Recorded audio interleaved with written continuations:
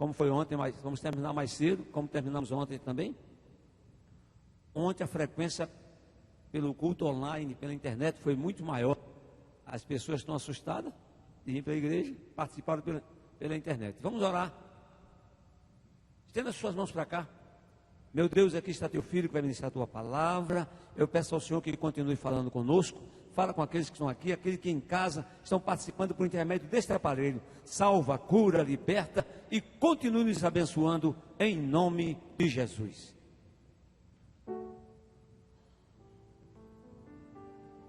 Glória a Deus. Amém. Os irmãos podem abrir aí a Bíblia em Jeremias capítulo 17. Glória a Deus. Agradeço aí ao pastor a oportunidade. Deus possa estar falando conosco nessa noite poderosamente. Amém, irmãos? Como foi dito aqui, onde estiverem 2 ou mais reunidos, ali eu estarei. A maior honra é de Cristo Jesus, pelo fato de estarmos aqui e crermos na promessa de Jesus estar aqui, irmãos, já é suficiente para nos alegrarmos.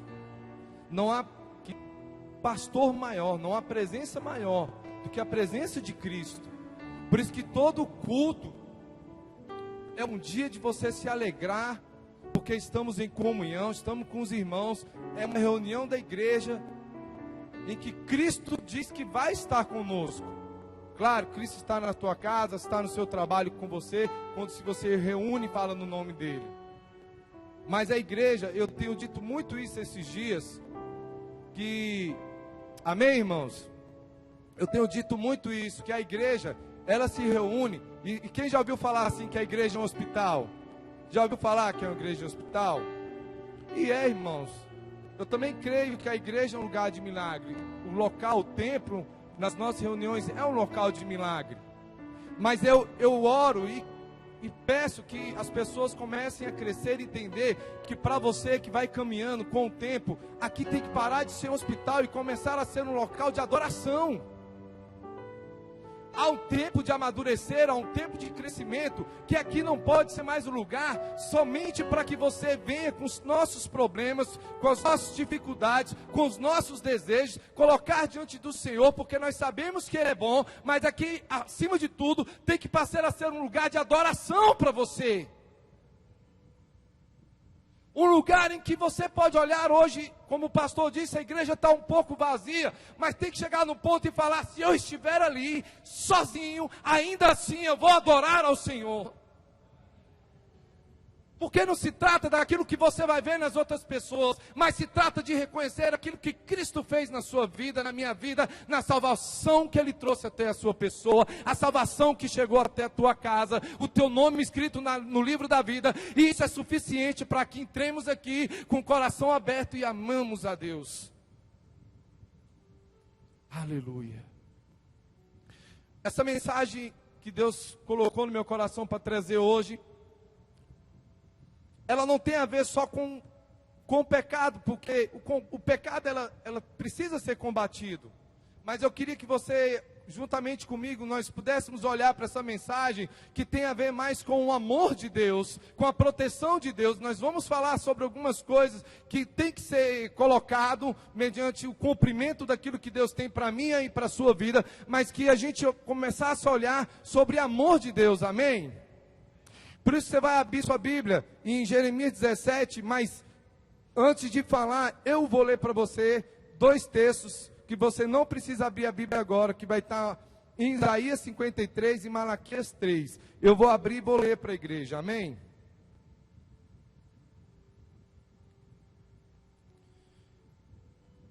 Em Jeremias, você deixa aí Jeremias 17, 9. Aleluia. Esse texto é um texto de Isaías 53. Alguém pode arrumar uma água para mim, por favor? Amém. Isaías 53, para quem conhece esse texto, é um texto conhecido, que o profeta ele vai falar aqui da promessa da vinda de Cristo, como seria a vinda de Cristo, muito antes da sua aparição, vai falar das suas características, vai falar do seu sofrimento, vai falar da obra, e vai falar um pouco também depois da obra da cruz de Cristo. Isaías 53, quem creu em nossa pregação? E quem foi revelado? O braço forte do Senhor. Porque foi subindo como renovo perante ele, como raiz de uma terra seca, não tinha aparência nem formosura. Olhámo-lo, mas nenhuma beleza havia que nos agradasse. Obrigado, irmão. Era desprezado e o mais rejeitado entre os homens, homens de dores, que sabe o que é padecer, como de quem os homens escondem o rosto. Era desprezado e dele não fizemos caso. Certamente ele tomou sobre si as nossas enfermidades e as nossas dores, levou sobre si, e nós o reputávamos por aflito, ferido de Deus e oprimido. Ele foi transpassado pelas nossas transgressões e moídos pelas nossas iniquidades. O castigo que nos traz a paz estava sobre ele, pelas suas pisaduras fomos sarados. Aqui era a promessa do cumprimento da vinda de Cristo e o que significaria a obra na minha e na sua vida. Que através da cruz nós poderíamos nos achegar ao Pai, porque o homem nunca pôde exercer redenção sobre si mesmo, e nem sequer nenhuma ira poderia trazer redenção ao homem, amém? Porque se ira trouxesse redenção ao homem, então nos tempos de Noé, o dilúvio tinha nos trago a redenção. Porque não tem a ver só com a ira, tem a ver com santidade. Por isso que nenhuma obra do homem pode ser salvo pela obra, porque somente Cristo é santo o suficiente para satisfazer a vontade de Deus, e somente em Cristo foi encontrada a santidade para realizar a nossa redenção. Aleluia. Mas o que eu quero dizer aqui nessa noite é que era uma promessa, e essa promessa foi cumprida, amém? Porque nenhuma palavra de Deus nunca caiu por terra, nunca se perdeu. Tudo que Deus fala, Deus cumpre. Quando vem da boca do Senhor, não cai por terra. O que cai por terra é da boca de homem, que vem do coração do homem, da mente do homem. Mas quando vem da boca de Deus, ela se cumpre. E eu quero que você tenha isso com plena convicção, que tudo que Deus fala, Ele cumpre. Por isso que agora eu vou ler um outro texto, que é em Malaquias 3. Aleluia. Malaquias 3 vai dizer assim, ó, em 16. Então, os que temiam ao Senhor, falavam uns aos outros. O Senhor atentava e ouvia. Havia um memorial escrito diante dele, para os que temem ao Senhor. Para os que temem ao Senhor. Aleluia. Para os que temem a Deus. E para os que se lembram do seu nome. Eles, aí está dizendo Deus, eles serão para mim particular tesouro, naquele dia que preparei, diz o Senhor dos Exércitos. Poupá-lo-ei, como um homem poupa seu filho que o serve. Então vereis outra vez a diferença entre o justo e o perverso, entre o que serve a Deus e o que não serve a Deus. Esta também é uma promessa de Deus. Essa também é uma palavra de Deus que nós precisamos entender, que assim como a promessa de Cristo e a sua crucificação se cumpriu, essa palavra de Deus também tem que se cumprir, vai se cumprir na minha e na sua vida, amém, igreja? É a palavra de Deus que diz que aquele que serve, aquele que teme, Ele vai poupá-lo naquele dia. Naquele dia, no dia da dificuldade, no dia do juízo, no dia da manifestação do Senhor. Então Deus está dizendo, olha, eu vou mostrar para vocês a diferença entre o que serve e o que não serve a Deus, porque eu vou poupá-lo. Por isso que Jesus Cristo, Ele disse, olhe, não se turbe o vosso coração, creia em Deus e creia também em mim. Na casa de meu Pai há muitas moradas, se não fosse assim eu não vou lá, teria dito. Eu vou, mas voltarei. E vos buscarei e os levarei para junto comigo.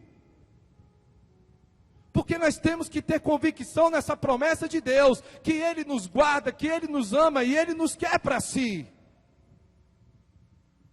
As dificuldades, as lutas existem. Estamos enfrentando aí nesse momento aí uma pandemia, esse vírus que vem assolando, mas Deus está dizendo, olha, não interessa o que vai acontecer, o que está acontecendo na sua vida, o que seja vírus, seja terremoto, seja guerra, Deus está dizendo, descansa teu coração e dorme. Dificuldades existem, descansa e dorme.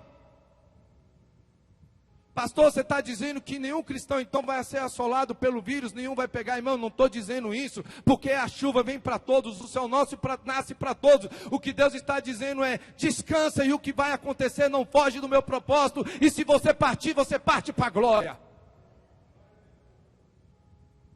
Porque essa nunca foi a nossa terra, esse nunca foi o nosso reino, e essa nunca foi a promessa de Deus. A nossa promessa é muito maior, diz que a glória da segunda casa não se compara com a primeira casa, diz que os reinos dos céus não se compara com o reino da terra, e lá, irmão, nós vamos viver eternamente. Teu pranto vai ser enxugado, tuas lágrimas vão ser enxugadas, não há mais dores, não há mais lutas, não há mais fome, não há mais peste, porque lá só há o Senhor e seu trono, e nós juntamente com Ele viveremos eternamente. Então descansa teu coração.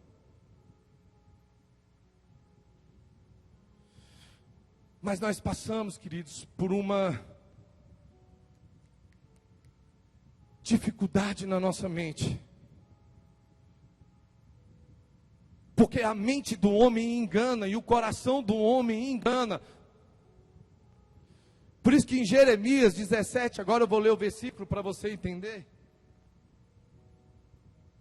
Diz assim, enganoso é o coração, mais do que todas as coisas, e desesperadamente corrupto.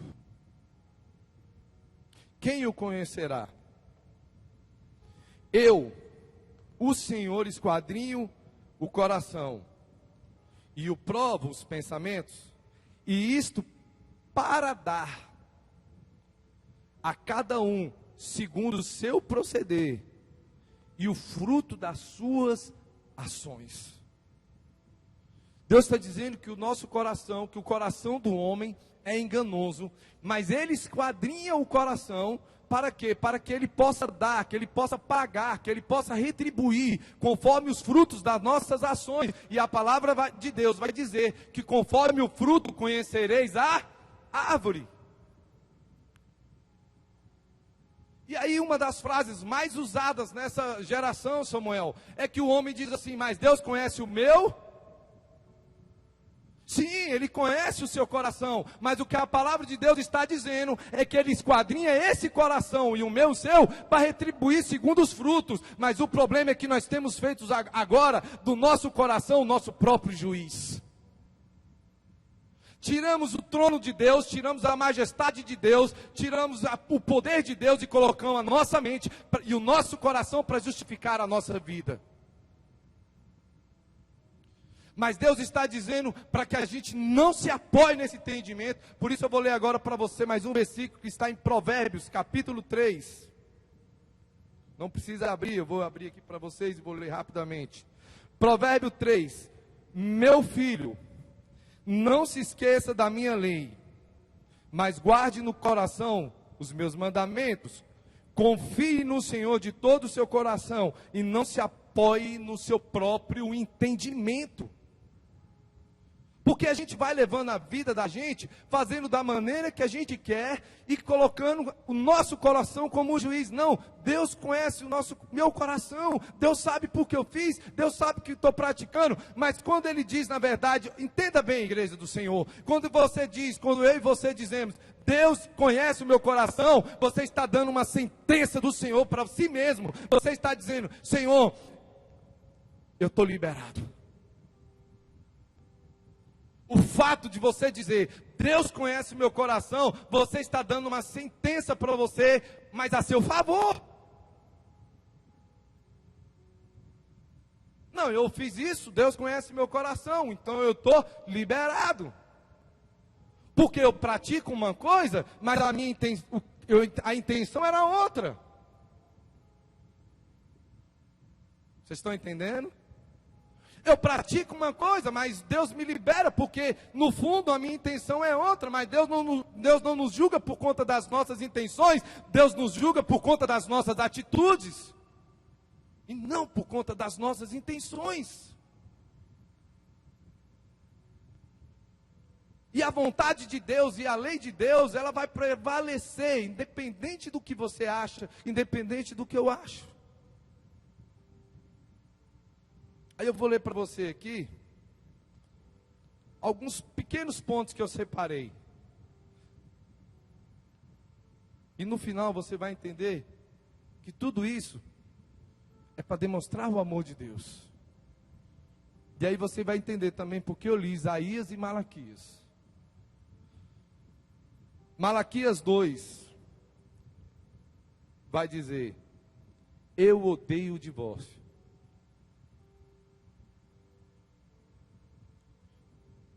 Eu odeio o divórcio. Irmãos, e aí a gente vai vendo dentro da igreja, porque essa é uma mensagem para o povo de Deus, porque o ímpio, o gentil, ele não tem entendimento ainda. Muitas vezes ele está caminhando ali, mas ele é levado pela vontade da carne. Ele não é guiado pelo Espírito Santo de Deus. Mas a gente traz, como eu disse aqui, essas justificações para mudar a vontade de Deus, que é soberana sobre mim, sobre você. E não adianta a gente querer pautar a nossa vida. Deixa eu te falar uma coisa: quando Deus está dizendo que vai poupar o servo, que vai poupar aquele que o ama, vai poupar aquele que cumpre a sua vontade. E eu falo sobre casamento, irmãos, porque é impossível você fluir em qualquer coisa se você não está fluindo dentro da sua casa. Eu vou resumir casamento num pequeno ponto que para mim ele diz tudo. Tem muitos casados aqui, apesar de poucas pessoas, mas tem muito casado aqui. E eu quero que você tenha isso como uma palavra de Deus na sua vida. Para o homem e para a mulher. Deus nunca vai reconhecer o seu amor por ele, marido. Cadê os maridos aqui? Deus nunca vai reconhecer o seu amor por ele, se ele não enxergar o teu amor completo pela sua esposa. Cadê as esposas? Esposa, Deus nunca vai reconhecer o seu amor por ele, por Deus, se ele não reconhecer o teu amor completo pelo seu marido. Deus não reconhece essas coisas, e eu vou te provar na palavra. Você não pode servir a Deus a quem você não vê, se você não serve ao homem a quem você vê. Você não pode servir a autoridade de Deus se você não vê, se você não serve ao teu pastor a quem você vê. Você não pode amar a Deus a quem não vê, se você não ama teu irmão que você vê. É impossível Deus reconhecer o teu amor por Ele, se Ele não enxerga em você o amor pelo teu cônjuge. Pastor, como é que eu sei que o meu amor vai ser reconhecido por Deus através do meu amor pelo meu cônjuge? Quando você amar o teu cônjuge, quando você desejar para ele sempre mais do que você desejaria para você mesmo. Esse ano eu faço 20 anos de casado. E eu sempre digo que eu nunca prego, nunca falo nada do que eu não acredito e nada daquilo que eu não vivo. Hoje eu tenho o prazer, meu sobrinho está aqui comigo, Alex, esse menino lindo de Deus, que é de dentro da minha casa, é meu sócio na minha empresa e conhece a minha vida, é íntimo. Irmãos, a minha esposa que congrega aqui, que não está aqui hoje, ainda bem que ela não veio, para me poder falar. Eu desejo sempre para ela mais do que para mim. Eu guardo a minha esposa como o maior tesouro que eu tenho. A minha oração eu falo: Senhor, na minha falta, Cuida dela, Deus, eu faço tudo para todos os dias, que jamais ela passe por nada. Eu coloco o meu coração na frente para que tudo recaia sobre mim, que nada chegue até ela.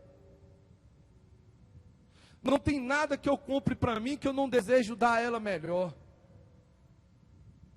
Infelizmente, irmãos, a gente vive numa época de desequilíbrio, de entendimento nessa parte, porque assim, como é que o homem, pastor, ele é criado? O homem, ele aprende assim, ó, eu trabalho, hoje apesar que muitas mulheres trabalham, mas a maioria é assim, ó, eu trabalho, a mulher cuida da casa. Então, como eu trabalho, o dinheiro chega até mim, ela merece uma pequena parte. E aí a mulher começa a viver com a mesquinharia do resto da sobra do homem. Irmão, deixa eu te falar uma coisa. Você não é abençoado nunca. Você nunca vai ser abençoado por Deus na sua área financeira enquanto você viver desse jeito. Acredite em mim naquilo que eu estou falando nessa noite. Você não vai ser, porque você é mesquinho tanto com a tua esposa. Ela merece tanto quanto você. Alô? É difícil, mas é a verdade. Quer ser abençoado, irmãos? Começa a tratar a tua esposa como uma parte merecedora igualmente você. Tem um carro bom, se ela puder ter um carro bom também. Você compra roupa boa para você, ela merece tanto quanto você. Você não precisa se humilhar para comer, para abastecer, não precisa de nada. Por que a tua esposa precisa se humilhar para comer e para abastecer? Supre a tua esposa em nome de Jesus e eu te garanto que Deus te suprirá, irmão. Amém? Deus odeia o divórcio. Aí a gente vai divorciar e fica assim, ah pastor, mas Deus conhece o meu coração, ele é muito difícil, ela é muito difícil. Deus sabe que eu estou me separando, sabe, se eu não conheço esse cara que grita, esse cara que tem problema, que é um cara chato, que eu não estou aguentando mais. Ei, Deus ainda odeia o divórcio. E a gente entra nessas coisas, por quê? Porque não cumpriu antes a palavra de Deus, quando diz, não entrei em julgo desigual. Irmão, não tem nada para mim e para a sua vida que não criou problema porque antes a gente não entendeu o princípio, amém? Agora você já está no teu casamento, em nome de Jesus, vai orar pela tua esposa, vai orar pelo teu marido, entenda que Deus odeia o divórcio. Agora, eu entendo que se o cara espanca a mulher, se ele bate, se ele arrisca a vida dela, não fique com ele mesmo. Porque ninguém é obrigado a ter risco de vida. Agora, se ele é difícil e ela é difícil, irmão, não se divorcie por conta disso. Ora mais um pouco, jejua mais um pouco. Muda teu olhar sobre o teu cônjuge, clama a Deus. Quanto tempo? Não sei, a minha me esperou 10 anos. E eu duvido, essa igreja podia estar lotada, que eu ainda duvidava se tinha alguém aqui que deu mais trabalho do que eu. Porque eu só não batia na minha esposa, porque o resto, irmão, eu saía sexta, chegava segunda, ficava bêbado a semana inteira, bebia 2, 3 garrafas de uísque, ele sabe como é que era a minha vida. E antes de me converter, Deus sabe o quanto eu estava enfiado na prostituição, eu não saía mais de prostíbulo. E ela esperou. E ela me amou. Nunca me traiu. E Deus honrou. E eu estou há 10 anos servindo a Deus. Aleluia. Outro princípio que eu quero trazer aqui. Efésios 5:18. E não vos embriagueis com vinho em que há contenda, mas enchei-vos do Espírito Santo, falando entre vós com salmos, hinos e cânticos. Irmão, eu vou ser rápido também nesse ponto, porque eu sei que o pastor sempre fala aqui, o Samuel esses dias ministrou aqui, falou sobre bebida, mas eu quero resumir numa coisa simples. A carne milita contra o espírito, e o espírito milita contra a carne. A direção da carne é aqui, a direção do espírito é para cá. Não adianta. Mas Deus conhece meu coração. Eu bebo só um pouquinho de noite para satisfazer com a minha esposa. A gente come uma lasanha, bebe uma garrafa de vinho. Aí o cara ainda... E você vê como é que ele sabe tanto que está errado, que ele ainda faz isso escondido para a congregação não ver. Se fosse uma coisa boa, fazia aqui no meio de todo mundo. Convidava até o pastor para ir lá comer essa lasanha e tomar um vinhozinho. Mas ele faz escondido porque no fundo ele sabe que está desagradando a Deus. Porque a palavra de Deus vai dizer que toda obra é colocada na luz para manifesto dos homens, para que vejam as suas boas obras. Então por que você bebe escondido? Porque não é uma boa obra. Mas Deus conhece meu coração. Não, irmão, não é conhece teu coração. É o que está escrito. O que prevalece é a vontade de Deus sobre a minha e a sua vida. Um dia um amigo meu me perguntou: você é muito radical contra a bebida. Por que você não bebe só um pouquinho? Não se embriagando, não tem problema. Eu falei, não tem problema não. Você não tem um pouquinho não? Aí eu vou beber aqui para você ver como não tem problema. Mas deixa daqui a pouco chegar uma mulher com um marido alcoólatra, que está passando mal, que está acabando com o seu casamento e dizer: pastor, ora pelo meu marido, porque meu casamento está sendo destruído por conta da bebida. Libera uma palavra. Como é que eu vou liberar uma palavra se eu bebo? Que autoridade eu tenho na minha vida? Nenhuma. Irmão, você tem que começar a olhar a palavra de Deus com mais honra, tratamento com mais honra. Você não pode viver pela lei. Eu digo para você uma verdade que está implícita no meu coração. Todo mundo que busca uma palavra para dizer se pode ou não pode, na verdade ele quer fazer. Se ele não faz, ele quer fazer. Por isso ele vai procurar uma coisa dentro da lei. E na lei você vai cair. Porque todo mundo que vive pela lei não aguenta e cai. Agora, tudo aquilo que você faz por honra permanece. Por isso que muita gente fica perguntando: o dízimo é de Deus ou não é de Deus? É da lei ou não é da lei? Aí eu vou te dizer uma coisa. Se provar que é da lei, ele dá. Se não provar que é da lei, ele não dá. Porque está certo para ele, então não é da lei, morreu a minha obrigação. Ah não, irmão, quando você for dizimar, faz igual Abraão. Abraão é antes de Moisés, e a palavra de Deus vai dizer que vindo o rei de Salém, da ordem de Melquisedeque, ele depois de vir da guerra contra os reis, pegou tudo do que tinha e dizimou, e o Senhor o abençoou. Não tinha lei. Mas Abraão reconheceu que Deus era o provedor de tudo que ele tinha. Então começa a praticar as coisas por honra. Amém? Pela lei você não fica em pé, meu filho. Pela lei ninguém caminha. Começa a olhar pelo amor de Cristo. Quando ele desceu do céu, ele não desceu obrigado. Ele desceu porque ele te amou. Ele diz: a minha vida ninguém tira, eu a dou. Aleluia.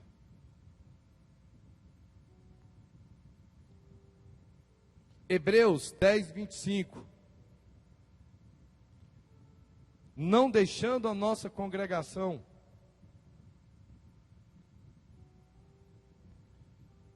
como é costume de alguns, antes, admoestando uns aos outros. Irmão, também esse é um texto muito usado para as pessoas dizerem: eu não congrego, eu estou na minha casa, Deus não habita em templo feito por mãos humanas, eu vou orar em casa e está tudo certo. Quem é você para me julgar? Deus conhece o meu. Mas a palavra diz: não deixei de congregar.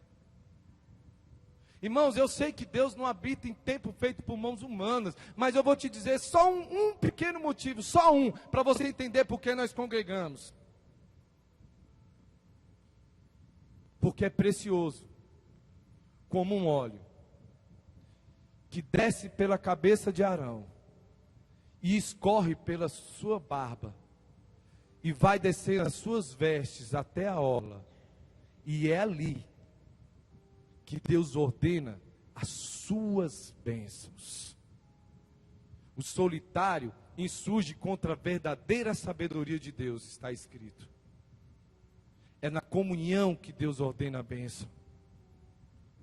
não é na sua casa. A sua casa é uma extensão da igreja, é uma continuação da igreja.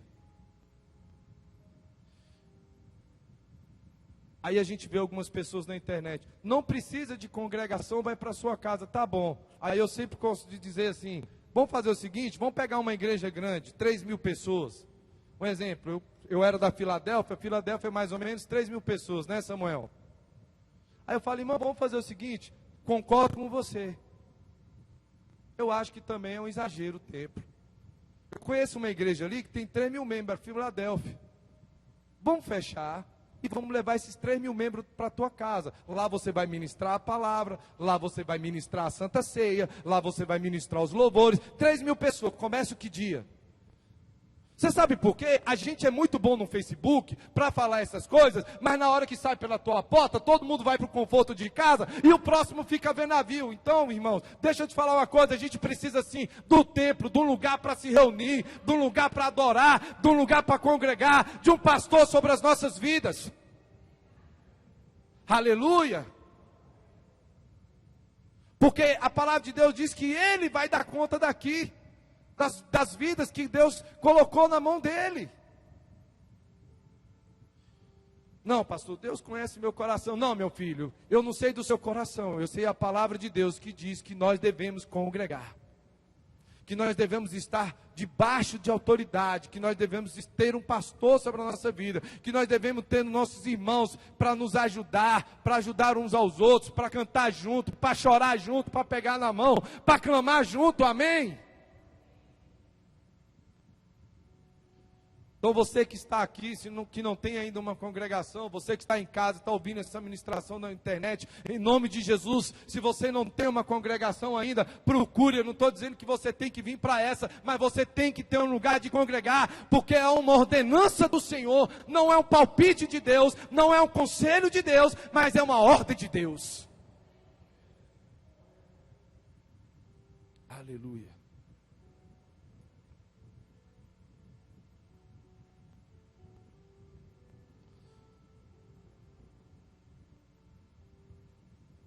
Romanos 10, 11. Romanos 10. Desculpa, Marcos 16. Quem crê e for batizado será salvo. Esse eu gostaria que você repetisse comigo. Quem crê e for batizado será salvo. Irmãos, é assustador você chegar nas igrejas e ver o número de gente que está congregando há mais de 6 meses, 1 ano e não batizou ainda. Quem crê e for batizado será salvo. Aí você vai perguntar para a pessoa, igual ontem eu estava ministrando numa igreja, você vai perguntar às pessoas, por que você não batizou ainda? Não, eu estou em dúvida. Filho, você está em dúvida de quê? Da tua salvação? O que te impede? Todo mundo conhece o texto que diz que Filipe chegou por uma ordem de Deus a uma carruagem que vinha trazendo um servo da rainha de Candência, um eunuco, e ele estava lendo justamente o texto que eu li hoje aqui, provavelmente era Isaías 53, provavelmente não, era Isaías 53, e aí o Filipe falou assim, você entende o que você está lendo? Ele falou assim, como é que eu vou entender se ninguém me explicou? Aí ele entrou na carruagem, foi andando e ele foi explicando. Quando terminou, o eunuco disse assim, tem umas águas ali. O que me impede que eu batize? É lícito? Ele disse, é. E foi lá e batizou. Por que você não batizou ainda? Se não tem alguém aqui que não é batizado, está congregando, você que está na sua casa nos ouvindo, você que está numa congregação, você que serve ao Senhor, por que você não batizou ainda? Em nome de Jesus, me dá uma explicação lógica. É porque você está em dúvida de quê? Jesus Cristo não vem buscar a gente em dúvida. Jesus Cristo vem buscar os batizados, os lavados e o remido no sangue de Cordeiro. Irmãos, imagina uma coisa. eu e você que somos humanos, imagine você, mulher, que está com um homem e falasse assim, olha, poxa, a gente já está junto há 1 ano e meio, vamos noivar, porque o noivado é uma preparação para o casamento, amém, igreja? E ele falasse, não sei. Irmãos, eu não queria um homem desse nunca. Ele não ganha nada comigo, ele está me enrolando. Agora, se eu e você, que somos humanos, comedor de feijão, pensa dessa forma, como você acha então que é o olhar de Cristo Jesus, quando alguém está caminhando, que diz que ama Ele, que está numa congregação, e ainda está em dúvida do batismo do Senhor, e ele está ligado diretamente à salvação? Pastor, mas o ladrão da cruz, me prova que ele foi batizado.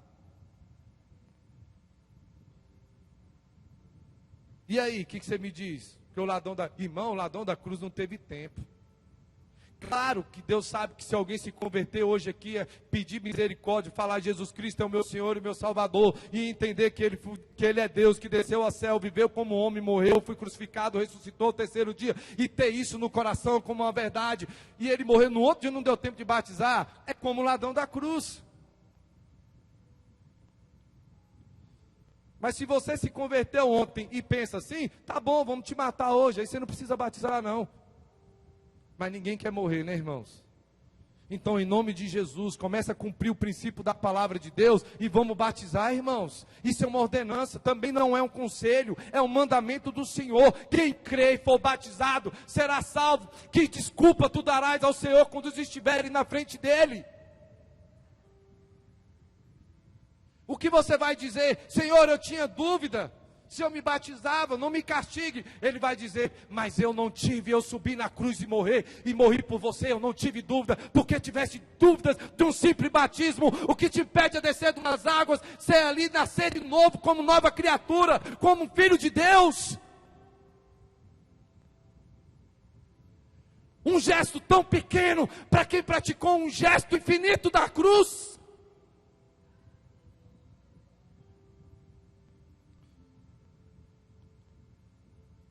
Então, a palavra que eu deixo é, aos que ouviram e não foram batizados, não espere mais não, vem hoje, procura o pastor, e marca, se você entendeu o que é a cruz e a salvação, não espera mais não, procura o pastor e vai te batizar, irmãos, começa a agir como filho de Deus. Mateus 10:32.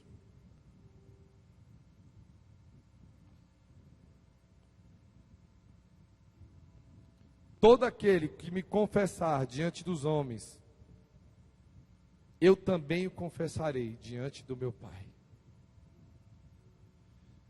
Mas todo aquele que me negar diante dos homens, eu negarei diante do meu Pai.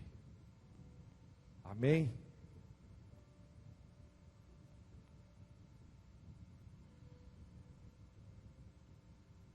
Por que você não vem à frente? Não, porque Deus conhece meu coração. Deus sabe que eu lá no meu lugar, eu na minha mente, eu confessei a Jesus.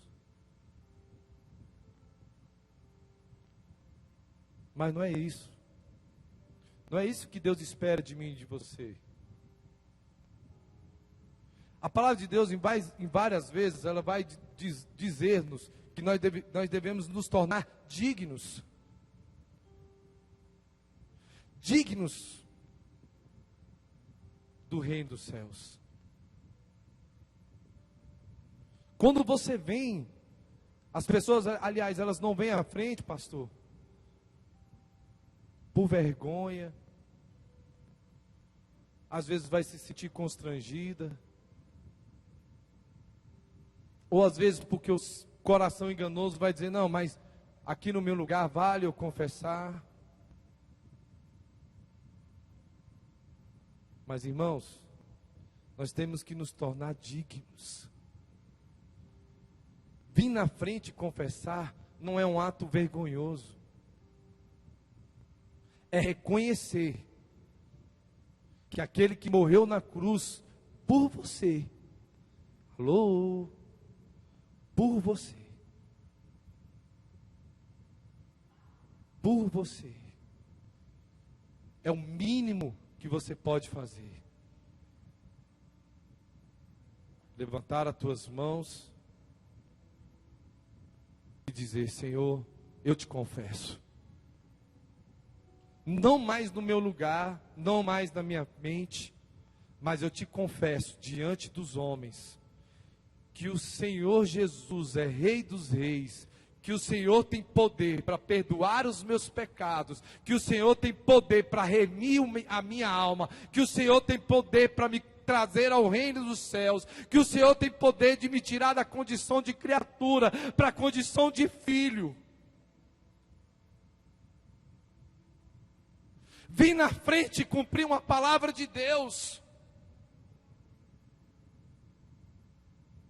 Porque a gente volta a dizer, está mais ligado no outro do que na nossa ligação com Jesus no céu. O que ele vai pensar de mim? O que as pessoas vão pensar de mim? Porque lá na frente está relacionado a reconhecer o pecador. Deixa eu te falar uma coisa: santo, santo, santo, só Jesus Cristo é santo.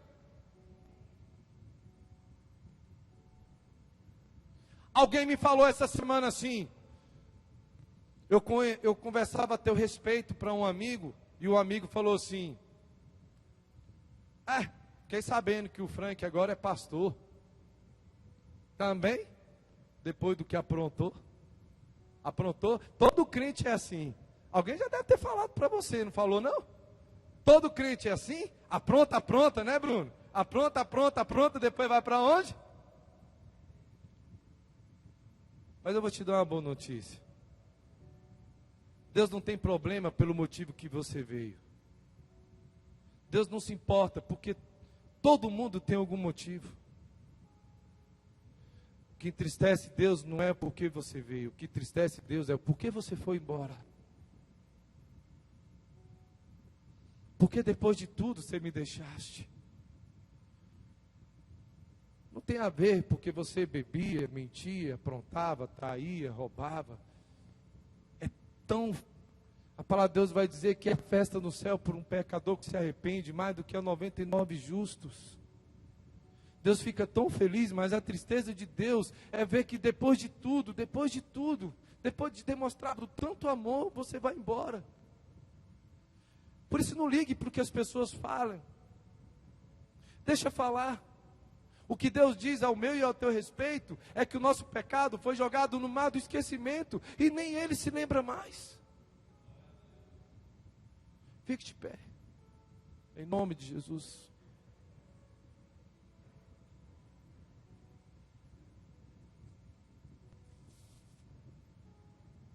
Agora, por que eu trouxe essas coisas aqui em relação ao divórcio, em relação à bebida, em relação a casamento? O que Deus quer dizer nessa noite? Tem a ver com as promessas. Tem a ver com o que eu disse aqui em Malaquias 3. Naquele dia, naquele grande dia, eu vou te poupar. Mas você não pode mais começar a agir com o entendimento da sua mente. Você tem que começar a agir com o entendimento da palavra de Deus. O que vai valer para Deus não é aquilo que você achava no seu coração, mas é conforme você cumpria nas Escrituras. Mas está todo mundo fazendo assim. Não haja como todo mundo, haja conforme a palavra de Deus. Está escrito na palavra de Deus: ainda que todo Israel se desvie, para mim o que importa é o remanescente. Seja um remanescente de Deus, seja aquele que ainda ora, seja aquele que ainda busca, seja aquele que ainda jejua, seja aquele que ama o Senhor acima das riquezas, que ama o Senhor acima da própria vida. Ainda que toda a terra diga não há Deus, diz o tolo em seu coração, não há Deus, mas você seja em nome de Jesus um remanescente. Eu adorarei ao Senhor.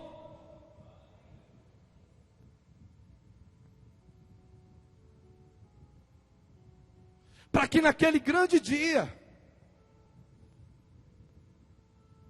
Deus possa olhar e dizer: meu filho, servo bom e fiel, Entra no gozo do teu Senhor, meu filho, porque você foi fiel. Você teve os meus mandamentos como luz para os teus pés. Meus mandamentos para você foi lâmpada para os teus caminhos. Você teve os meus mandamentos como um manjar maravilhoso. E por isso eu te amo.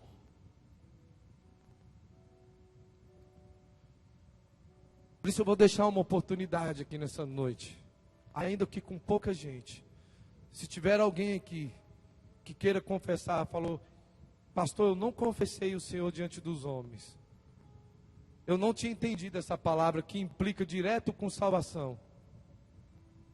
Eu quero orar por você. Se tiver alguém nessa noite, eu vou abrir uma oportunidade de confessar a Deus diante dos homens. Eu confesso a Deus diante dos homens todos os dias da minha vida.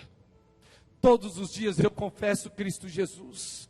Todos os dias eu digo: Senhor, eu não era merecedor nem de falar do teu nome, muito menos vir nesse altar e ministrar a palavra de Deus. Eu não me sinto, irmãos, mas aprove a Deus assim. Então, se você hoje quer vir aqui, eu quero orar, é uma oportunidade de você dizer: você não sabe se vive amanhã, você não sabe dos teus caminhos, mas eu te garanto uma coisa: hoje tem uma oportunidade para a sua vida de fazer aquilo que você não entendeu, e falar: Senhor Jesus, eu te confesso, porque tu és bom.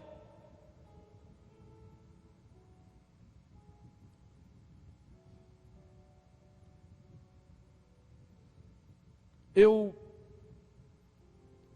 não mudaria 99,9% das coisas da minha vida. Se eu pudesse voltar no tempo, eu só queria mudar uma coisa.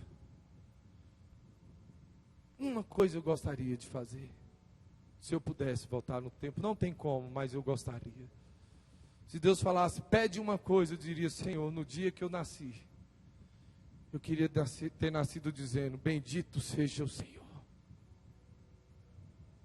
Eu gostaria de ter nascido servindo a Deus desde o primeiro dia da minha vida. Porque hoje eu sei do amor de Deus. Sei o tanto que Ele nos guarda. Toda a terra está em pânico. Está todo mundo preocupado. Mas nós que tememos a Deus, descansamos no Senhor. De onde virá o meu socorro? Olho para os montes e digo: da onde vem o meu socorro? O meu socorro vem dos céus. Vem do Senhor, que fez o céu e a terra. Aleluia. Feche teus olhos.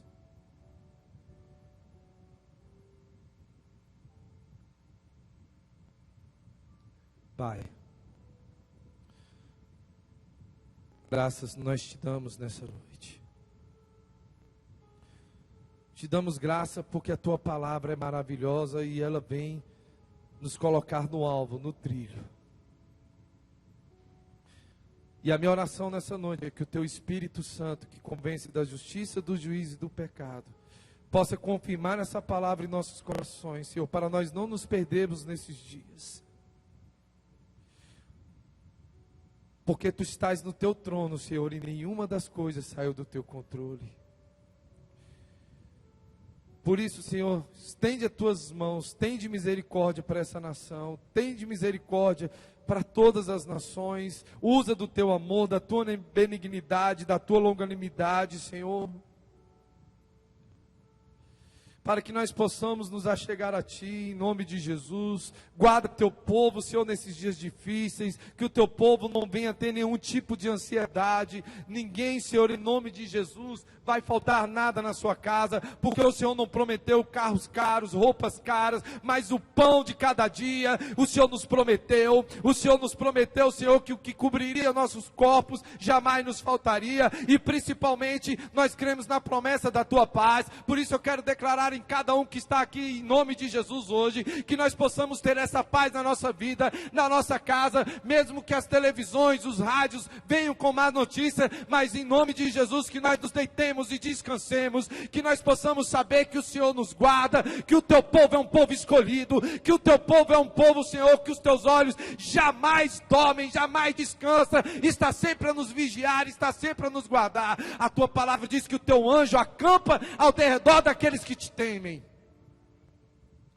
Tira em nome de Jesus toda ansiedade. Se tiver alguém no nosso meio com ansiedade, com medo do que vai acontecer amanhã, Pai. Em nome de Jesus, o amanhã pertence ao Senhor e o Senhor tem o melhor para nós. Aleluia, amém. Glória.